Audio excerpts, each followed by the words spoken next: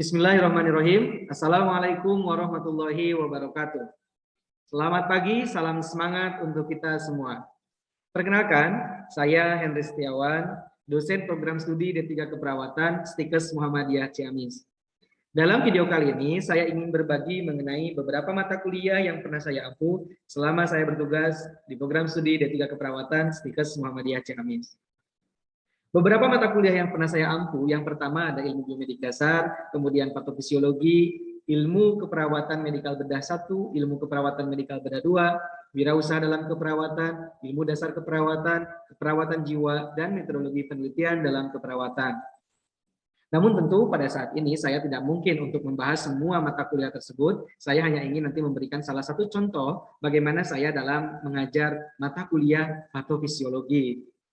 Nah, sebelum dilakukan pembelajaran, program studi D3 Keperawatan akan melaksanakan satu kegiatan musyawarah yang dinamakan dengan rapat persiapan semester baru dan tahun akademik yang baru. Dalam rapat tersebut, kami bermusyawarah dengan para pimpinan, termasuk diantaranya adalah ketua program studi dan sekretaris program studi untuk menentukan mata kuliah dan dosen pengampu yang akan diberikan pada semester tersebut. Setelah musyawarah berlangsung, terjadi kesepakatan, lalu kemudian ada daftar nama dosen dan juga mata kuliah yang diampu, maka kami akan segera menerima surat keputusan yang ditandatangani oleh Ketua Stikes sebagai landasan kami dalam mengajar mata kuliah tersebut. Nah, kebetulan kami dalam mata kuliah patofisiologi itu berdua dengan anggota kami, yaitu Bapak Andan Firmansyah. Nah, ilmu patofisiologi ini merupakan mata kuliah wajib yang sebetulnya dalam kurikulum pendidikan yang disarikan dari kurikulum update tahun 2018 dari Asosiasi Institusi Pendidikan Vokasi Keperawatan Indonesia, sebetulnya hanya 2 SKS. Tetapi karena ada kurikulum institusi yang boleh ditambahkan pada kurikulum tersebut, maka kemudian program studi menambahkan 1 SKS. Sehingga patofisiologi ini jumlahnya yang awalnya 2 SKS ditambah menjadi 3 SKS yang terdiri dari 2 SKS teori dan 1 SKS teori, 1 SKS praktikum. Nah, ilmu biomedik dasar ini diberikan pada semester 2 mahasiswa tingkat 1. Dan kemudian mata kuliah wajib ini diampu saya sebagai koordinator perlu untuk menyiapkan yang disebut dengan rencana pembelajaran semester. Dalam rencana pembelajaran semester tersebut ada beberapa komponen yang harus dimunculkan. Antara lain adalah identitas mata kuliah, kemudian deskripsi mata kuliah, capaian pembelajaran atau capaian kompetensi yang diharapkan. Kemudian ada beberapa garis besar bahan kajian, kriteria penilaian, penugasan, sampai tingkat referensi. Nah, mata kuliah patofisiologi ini adalah mata kuliah yang wajib diberikan untuk memahami tentang kelainan-kelainan tubuh manusia ditinjau dari mekanisme dan patofisiologinya sebagai dasar untuk menentukan terapi yang tepat terhadap sebuah penyakit. Mata kuliah ini mencakup beberapa bahan kajian antara lain mekanisme adaptasi sel, kelainan dan interaksi genetik, proses keganasan, tahapan perkembangan mental dan perubahan kesehatan, kemudian proses perubahan keseimbangan cairan asam dan basa, proses infeksi, peradangan, imunitas, degeneratif, sampai terjadinya shock. Nah, beberapa capaian kompetensi itu antara lain adalah mahasiswa mampu memahami dan menguasai konsep mekanisme adaptasi sel dan perubahan genetik, mahasiswa mampu menguasai teori tentang genetic counseling, mahasiswa mampu mendemonstrasikan proses konseling genetik, mahasiswa mampu memahami konsep keseimbangan cairan elektrolit dan asam basa, mahasiswa memahami proses fisiologi pada tubuh manusia, mahasiswa menguasai proses patologis pada tubuh manusia, dan yang terakhir tentu saja mahasiswa menguasai tentang peradangan imunitas degeneratif dan shock. Metodologi yang diberikan dalam pembelajaran selain ada pemberian secara perkuliahan secara teaching atau lecturing ya atau perkuliahan biasa ceramah gitu karena memang selama semester kemarin kita dalam kondisi pandemi materi diberikan tidak secara offline, tidak secara tatap muka, tapi kadang online, kadang kemudian melakukan hybrid learning. Nah, untuk kriteria penilaian tersendiri, kami menyiapkan sesuai dengan peraturan akademik bahwa ada poin-poin pada huruf mutu, misalnya mahasiswa diberikan nilai A kalau mendapatkan poin pembelajaran hasil evaluasi itu 80 sampai 100. Kalau B plus 75 sampai 79, B-nya 70 sampai 74, C plusnya 65 sampai 69, C 60 sampai 64, kemudian D 55 sampai 59 dan E kurang dari 54. Dalam menentukan nilai yang diberikan kepada mahasiswa, tentu kami mengacu berdasarkan hasil dari musyawarah dan juga aturan akademik. Ada peraturan akademik, diantaranya adalah komponen-komponen untuk memberikan penilaian terhadap evaluasi pembelajaran. Antara lain ujian akhir semester, ya, atau UAS, kemudian ujian tengah semester atau UTS, kemudian kami menghargai kehadiran 10%, kemudian juga ada soft skill, ya, atau dalam hal ini praktikum karena mata kuliahnya terdapat 1 SKS praktek, yaitu sebesar 30%. Nah, UAS UTS tentu itu semuanya tesnya adalah tes tulis, ya. Kami biasanya menggunakan platform Google Form atau kami menggunakan CBT Center, sehingga input soalnya dilakukan secara online ke bagian CBT Center atau secara mandiri langsung menggunakan Google Form. Nah, adapun kriteria soal tersendiri karena sudah menjadi peraturan prodi bahwa untuk soal-soal yang berkaitan dengan uji kompetensi kami harus membuat soal multiple choice, ya. Jadi tidak ada soal dalam berbentuk esai karena kami harus membuat soal itu dimasukkan atau diinput ke dalam CBT Center yang tentu saja bentuk soalnya adalah multiple choice dan harus mengandung vignette. Jadi ada soal kasus, kemudian dianalisis soal kasusnya, diberikan pertanyaannya, lalu ada pilihan jawaban dalam bentuk multiple choice. Begitupun di dalam Google Form, sama, harus bentuknya multiple choice. Nah, adapun untuk referensi pada patofisiologi ini diantaranya adalah buku Chang Esther, West John, Sapa Rosdiana, dan ini sudah saya cantumkan di dalam RPS. Sehingga nanti sebelum pembelajaran ketika RPS ini dibagikan, mahasiswa bisa memperoleh sumber referensi itu dari perpustakaan yang tersedia di kampus maupun beberapa sumber referensi yang bisa di-download secara online di dalam website atau internet. Nah, mata kuliah ini terdiri dari beberapa topik, ya, dan tentu saja karena kami tim sehingga kami membagi porsi dengan anggota. Saya sebagai ketua misalnya mendapatkan 2 SKS, sedangkan untuk anggota saya mendapatkan hanya 1 SKS saja, sehingga jumlah jamnya, jumlah pertemuannya saya jauh lebih banyak dibandingkan dengan anggota saya. Nah, kebetulan karena 1 tahun kemarin pada semester 2 tahun akademik 2020-2021 kita masih dalam kondisi pandemi, sehingga perkuliahan tidak bisa dilakukan secara tatap muka. Akhirnya kami melakukan perkuliahan secara online, ya. Dan kami akan memberikan contoh bagaimana proses ketika saya memberikan pembelajaran secara online. Dan topik yang saya berikan contoh ini hanya satu topik saja, yaitu tentang konseling genetik yang merupakan salah satu subtopik dari interaksi dan permasalahan genetik. Dan konseling genetik ini merupakan salah satu peran dari perawat di dalam mengatasi persoalan genetik. Dan berikut ini adalah video yang sudah saya upload pada semester sebelumnya, di mana itu merupakan video pembelajaran kepada mahasiswa tingkat 1 semester 2 pada tahun akademik yang lalu. Selamat menyaksikan. Halo, Assalamualaikum warahmatullahi wabarakatuh.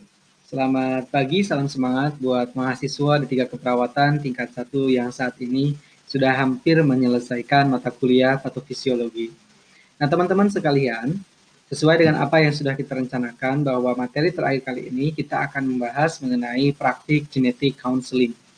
Nah, sebelum saya menyampaikan materi tentang genetik counseling, saya menyampaikan bahwa target dari materi genetik counseling ini adalah agar nanti teman-teman sekalian mampu untuk yang pertama melakukan pengkajian terhadap masalah genetik pada satu pasien, pada sebuah kasus. Yang kedua, kemudian melakukan persiapan atau rencana tindakan keperawatan yang dilakukan pada saat kita menemukan kasus dengan masalah genetik.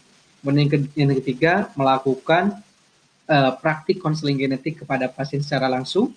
Dan yang terakhir adalah menyimpulkan dokumentasi atau mempresentasikan hasil dari apa yang sudah dilaksanakan. Nah, oleh karena itu, saat ini saya akan sampaikan bahwa outline dari materi ini, yang pertama saya akan menyampaikan tentang apa definisinya, kemudian apa manfaatnya, bagaimana protokolnya, lalu bagaimana cara kita sebagai perawat di dalam melakukan praktik konseling genetik. Apa peran kita sebagai perawat di dalam melakukan konseling genetik. Nah, sebelum lebih lanjut, ini ada beberapa gambar yang kalau kita lihat ini adalah orang-orang atau kasus-kasus dengan masalah genetik. Nah, perlu diingat bahwa kita sebagai perawat mungkin ya, ada masalah kesehatan, tetangga kita langsung akan datang sama kita, Pak Mantri, Bu Mantri, Pak Perawat, Bu Perawat, ini kok anak saya seperti ini kira-kira apa ya masalahnya? Nah, untuk menjawab itu tentu kita memerlukan informasi penting dan tata cara bagaimana untuk melakukan konseling genetik kepada keluarga maupun kepada pasien yang mengalami kelainan genetik. Kita perlu mengumpulkan informasinya terlebih dahulu sehingga apa yang kita sampaikan nanti tidak keliru. Dan ketika kita menyampaikan dengan benar, tentu saja nanti orang tua akan memahami bagaimana masalah yang dialami oleh anaknya, kemudian bagaimana tindak lanjut yang perlu dilakukan oleh orang tua. Nah, oleh karena itu, mari kita awali dengan membahas mengenai apa itu konseling genetik. Nah, konseling genetik adalah sebuah proses untuk membantu individu ya atau keluarga atau perorangan atau caregiver ya untuk memahami masalah-masalah yang berhubungan dengan masalah genetik pada seseorang dan kemudian mereka beradaptasi dengan masalah itu. Nah, tentu saja bahwa proses konseling genetik ini juga menyangkut tentang semua informasi yang diperlukan mengenai apa definisi dari penyakit atau kelainan atau masalah kesehatan yang dialami oleh individu, kemudian apa yang menjadi penyebabnya, bagaimana tanda dan gejalanya atau clinical manifestation, kemudian kita ingin mengetahui, kita perlu menyampaikan apa saja manajemen terapi yang perlu dilakukan, kemudian tes screening apa yang cocok untuk dilakukan. Nah, semua basis informasi itu perlu kita siapkan dengan mencari bahan-bahan yang sudah tersedia di dalam internet. Tentu dunia digital sudah sangat terbuka, memberikan informasi yang sangat luas mengenai berbagai informasi penting tentang genetik yang tadi saya sebutkan, dari mulai definisi, kemudian etiologi atau yang menjadi penyebabnya, kemudian ada clinical manifestation atau clinical features atau tanda dan gejala istilah kitanya, atau masalah-masalah lainnya. Itu tuh tentu sudah sangat tersedia di dalam digital. Nah, di dalam melaksanakan konseling genetik tentu ada beberapa unsur. Yang pertama adalah providernya, kemudian yang kedua kliennya, yang ketiga adalah protokolnya. Nah, provider atau siapa yang melaksanakan konseling genetik, saat ini tentu saja yang melakukan konseling genetik itu ada genetik konselor, ya. Dan genetik konselor ini saat ini memang di Indonesia masih dalam proses pengembangan, belum sampai pada profesi yang sudah stabil dan sudah ada kebijakannya. Berbeda dengan dunia lain di luar, di negara-negara yang lain, apalagi negara-negara besar seperti Amerika, Australia, Belanda, itu sudah memiliki konselor genetik beserta kebijakan-kebijakannya. Namun di kita sebetulnya kita mampu untuk mengoptimalkan peran kita sebagai perawat di dalam melakukan konseling genetik. Kenapa? Karena peran kita sebagai seorang perawat itu, yang pertama sebagai edukator, yang kedua sebagai negosiator, yang ketiga sebagai konselor. Nah, peran konselor ini bisa kita tingkatkan, ya, bisa kita kuatkan, sehingga kebutuhan perawat akan informasi atau kita juga perlu menyelesaikan masalah-masalah psikososial yang terjadi pada pasien-pasien dan keluarga yang mengalami kelainan genetik, tentu harus kita lakukan. Begitu. Nah, kemudian ada juga sih Kak, memang kita perlu untuk melakukan kerjasama dengan multidisiplin, karena kita harus melibatkan banyak orang, ada laboran analis kesehatan, ada dokter-dokter, misalnya dokter kandungan, obgyn ya, obstetrik ginekologi, ada dokter anak, dokter spesialis jiwa, atau perawat-perawatnya dan seterusnya, itu kita perlu melakukan kolaborasi multidisiplin. Karena masalah genetik ini bukan masalah yang sederhana, tetapi masalah yang sangat menimbulkan permasalahan yang cukup luas, terutama menyangkut dengan masa depan dari pasien. Kemudian yang kedua adalah kliennya. Kalau tadi kita bicara provider, siapa yang melaksanakan. Nah, yang kedua kita berbicara tentang kliennya. Siapa orang yang dikonseling itu. Nah, tentu saja yang pertama adalah pasien. Kalau pasiennya dewasa, kita bisa melakukan konseling genetik. Nah, bagaimana pasien yang masih anak-anak? Tentu kita menunggu sampai dia dewasa, sampai akhirnya dia memahami apa yang terjadi pada dirinya. Ya, tapi kalau pasien sudah dewasa, kita bisa langsung melakukan konseling genetik.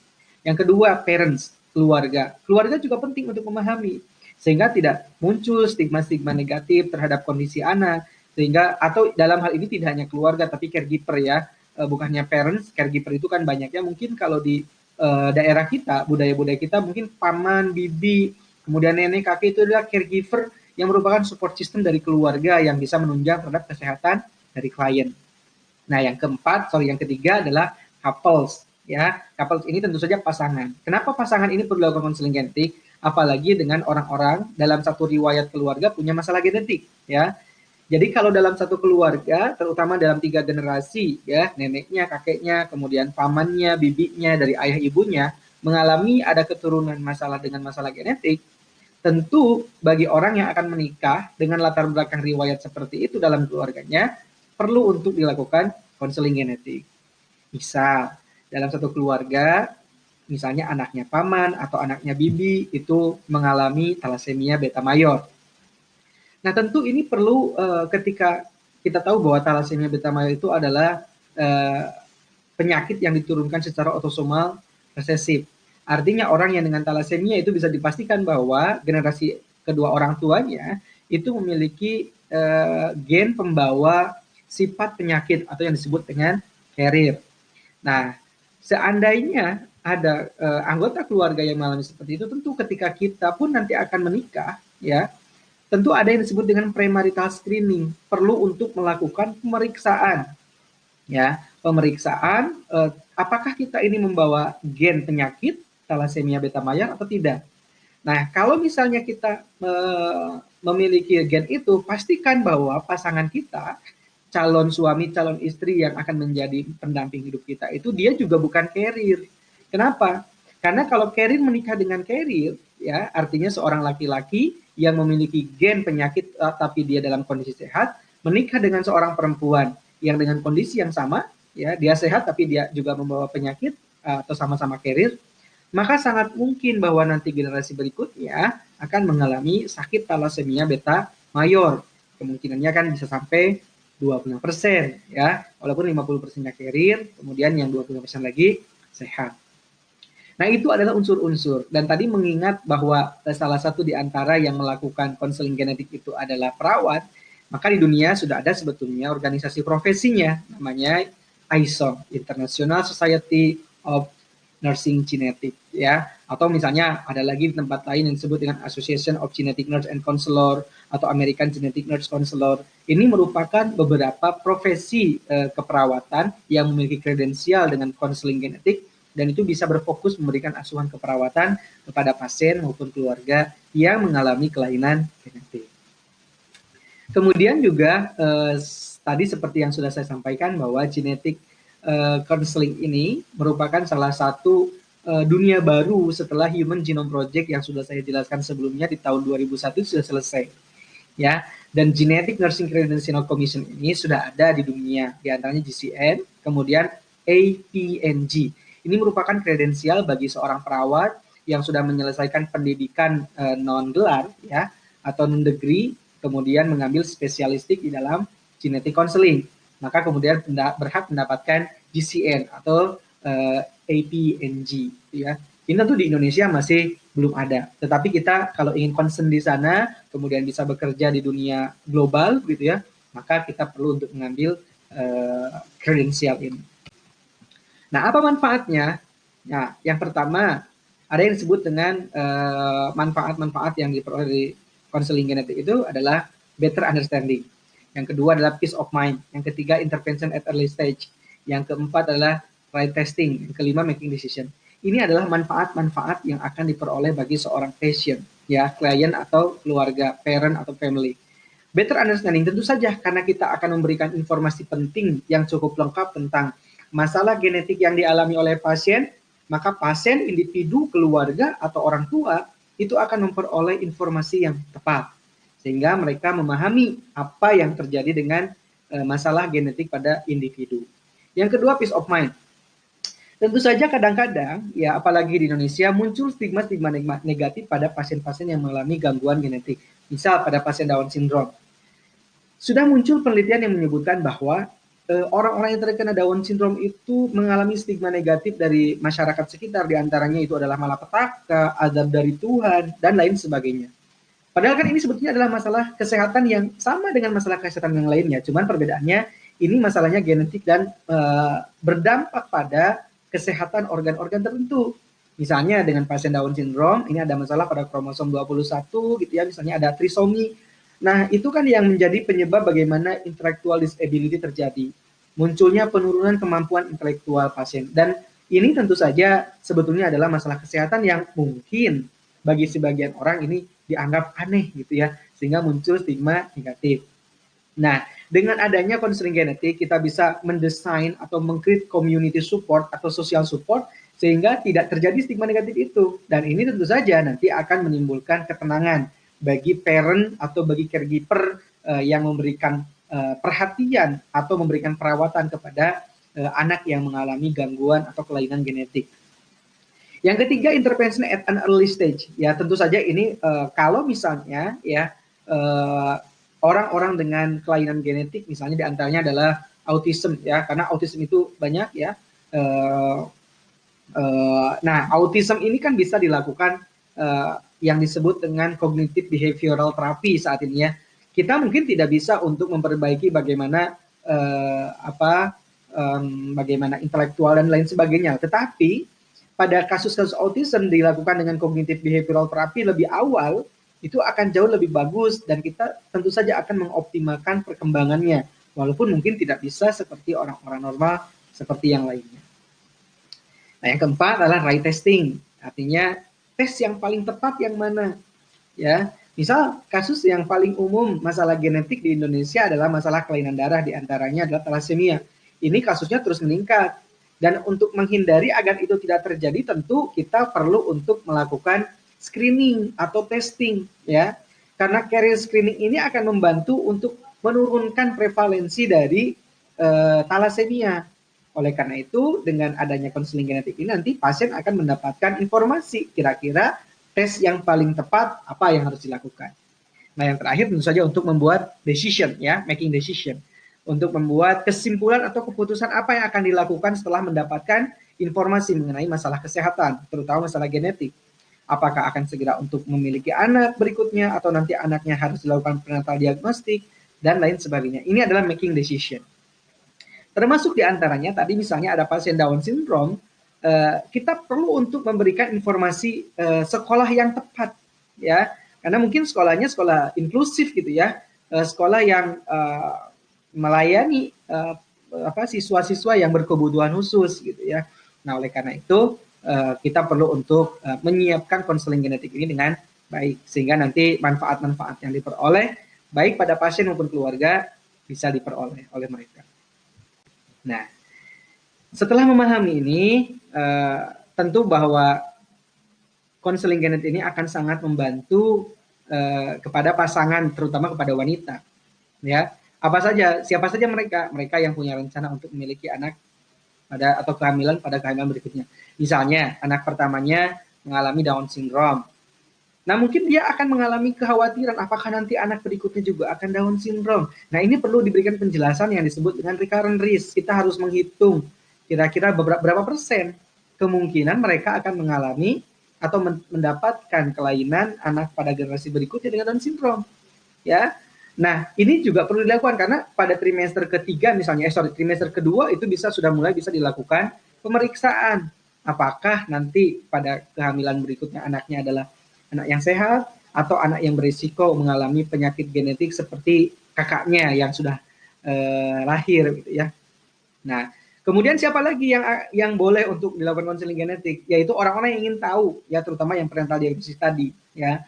Misalnya tadi saya hamil nih 4 bulan, saya mau periksa karena saya kerja di tempat yang paparan radiasinya cukup kuat, karena kita sudah tahu kan bahwa masalah genetik juga tidak hanya secara inherit ya, tidak secara turun-temurun, tapi juga masalahnya terjadi karena karena paparan radiasi begitu. Nah, ini perlu untuk diberikan informasi kira-kira apa yang harus dilakukan, screening apa, tes apa yang harus dilakukan, sehingga nanti kalau sudah tahu hasilnya, mungkin secara fisik dan secara mental kedua orang tuanya akan menyiapkannya. Kemudian, who are concerned about the screening result that were taken during the first or second trimester, second trimester. Nah, ini tadi sudah saya sampaikan bahwa orang yang sudah mengetahui tentang masalah kesehatan pada keluarganya, sudah mendapatkan hasilnya, misalnya ternyata diketahui dari hasil pemeriksaan dia adalah orang-orang yang carrier. Nah, kalau pada kasusnya yang autosomal resesif, tentu saja ini berisiko anaknya juga bisa sakit begitu ya. Nah, kemudian terakhir adalah who are at the risk of suffering from genetic disorder. Ini adalah orang-orang yang punya yang sudah pernah menderita penyakit genetik. Tentu ini perlu dilakukan pemeriksaan karena mereka berisiko untuk menderita penyakit genetik. Nah, ini adalah beberapa protokol yang harus kita lakukan ya. Dari mulai pre-counseling, counseling session, sama post-counseling. Nah, ini tidak akan saya jelaskan detail. Nanti teman-teman bisa menonton video melalui link YouTube nanti yang akan saya kirim. Bagaimana tahapan-tahapan dalam melakukan counseling genetik.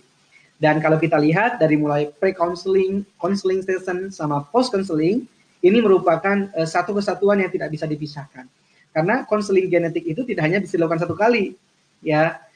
Kita harus menyiapkan pre-counselingnya, kita harus ngapain nih, dari mulai mengumpulkan data-data atau informasi mengenai penyakit, kemudian sampai pada tahapan menyiapkan janji untuk ketemu, dan seterusnya. Kemudian pada saat counseling sessionnya juga kadang-kadang kalau pasiennya tidak siap menerima informasi, kadang-kadang bisa dibatalkan, atau mungkin pada saat counseling session pasiennya menangis sehingga tidak bisa dilanjutkan. Ini kan tentu counseling sessionnya juga tidak bisa dilakukan satu kali, ya, tapi bisa dilakukan 2 kali atau 3 kali dan seterusnya. Nah, dan di akhir tentu kita harus mengevaluasi bagaimana perasaan mereka setelah mendapatkan informasi, setelah mendapatkan konseling dari kita, sampai akhirnya kita perlu untuk melakukan appointment, ya, appointment terhadap making decision. Kira-kira setelah mendapat informasi ini apa nih rencana selanjutnya. Dan itu sesungguhnya ketika mereka mengeksplorasi rencana dan perasaannya, itu membuat mereka menambah menjadi tenang. Ya. Nah, ini adalah nurse role, ya, nurses role. Pelaksanaan konseling genetik merupakan bagian dari excellent service di dalam dunia keperawatan. Sehingga kita tentu sebagai perawat yang profesional harus memberikan asuhan ini agar apa? Agar pasien atau klien dalam hal ini mendapatkan service yang baik gitu ya, pelayanan yang terbaik atau excellent service. Kenapa demikian? Karena kita providing emotional support, kita membantu bagaimana menyelesaikan persoalan emosionalnya gitu ya. Kemudian referring to appropriate support group, kita menciptakan komunitas yang akan saling support sehingga terjadi social support. Kemudian bagaimana kita juga menyampaikan, karena ini peran perawat juga gitu ya, setelah memberi informasi, tentu nanti rasa ingin tahu dari pasien atau dari klien atau dari parent maupun keluarga itu akan bertambah, ya. Dan tentunya yang terakhir, taking a familiar story, ini merupakan salah satu rules dari excellent service dalam nursing care, ya, asuhan keperawatan. Demikian informasi yang bisa saya sampaikan terkait dengan konseling genetik. Nah, barangkali kalau ada yang tidak paham, saudara bisa menghubungi saya di nomor ini, kemudian bisa juga mengirim via email, atau nanti teman-teman bisa mengirimnya via WhatsApp. Nah, adapun untuk YouTube ya, sebagai search yang tadi sudah saya sampaikan bagaimana proses konseling genetik itu, teman-teman bisa mengklik melalui YouTube ini. Dan nanti PPT-nya akan saya bagikan melalui grup WhatsApp, ya. Dan kemudian ini ada salah satu tugas ya buat teman-teman. Ini bisa dilakukan nanti supaya minggu depan dalam pertemuan berikutnya kita sudah benar-benar siap. Ini case studinya, ya. Ini ada skenario-nya, seorang anak laki-laki usia 2 tahun didiagnosa beta thalassemia major. Ia adalah anak pertama dari Ken dan Maudi. Ken adalah anak tunggal, begitu juga dengan Maudi. Ken merupakan anak dari Wilantara yang menikah dengan Dinda. Kakak Wilantara adalah Irfan yang menikah dengan Aini dan memiliki seorang anak laki-laki bernama Reza dengan beta thalassemia intermedia. Ya. Kemudian Maudi adalah anak tunggal dari Argadana dan Anita. Argadana mengalami DM tipe 2, begitu juga adik Argadana Emily. Emily menikah dengan Rudy yang sehat, namun kedua anak mereka menunjukkan gejala anemia.